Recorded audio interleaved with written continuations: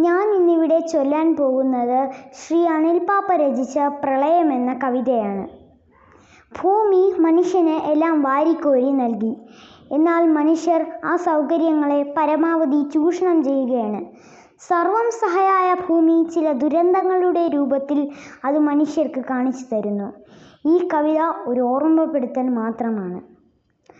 മല ചുരത്തിയ നീരുറവകൾ അണകൾ കെട്ടിയടച്ചു നാം. പുഴയൊഴുകിയ വഴികളൊക്കെയും അതിരുകല്ലുകൾ പാകി നാം. കൊന്നിടിച്ചു നിരത്തി നാം.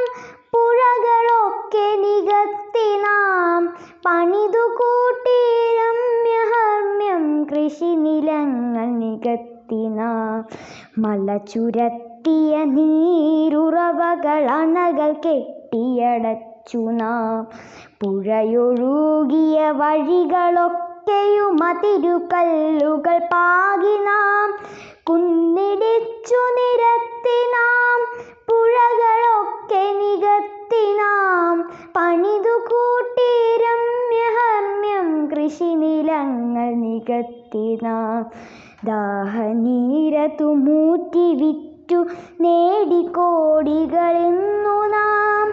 ഭൂമി തന്നുടെ നിലവിളി അതു കേട്ടതില്ല അന്നു നാം.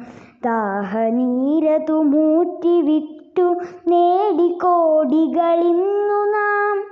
ഭൂമി തന്നുടെ നിലവിളി അതു കേട്ടതില്ല അന്നു നാം. പ്രകൃതി തന്നുടെ സങ്കടം അണനിറഞ്ഞൊരു നാളിൽ നാം. പകച്ചുപോയി പ്രളയമെന്നൊരു മാരി തന്നുടെ നടുവിൽ നാം. പ്രകൃതി തന്നുടെ സങ്കടം അണനിറഞ്ഞൊരു നാളിൽ നാം. പകച്ചുപോയി പ്രളയമെന്നൊരു മാരി തന്നുടെ നടുവിൽ നാം. കൈപിടിച്ചു കയത്തിലായൊരു ജീവിതം തിരികെ തരാൻ ഒത്തുചേർന്നു നമ്മളൊന്നായി ഒരു മനസ്സായെന്നു നാം. കൈപിടിച്ചു കയത്തിലായൊരു ജീവിതം തിരികെ തരാൻ ഒത്തുചേർന്നു നമ്മളൊന്നായി ഒരു മനസ്സായെന്നു നാം. ജാതി ചിന്തകൾ വർഗവൈരികളൊക്കെ അന്നു മറന്ന നാം.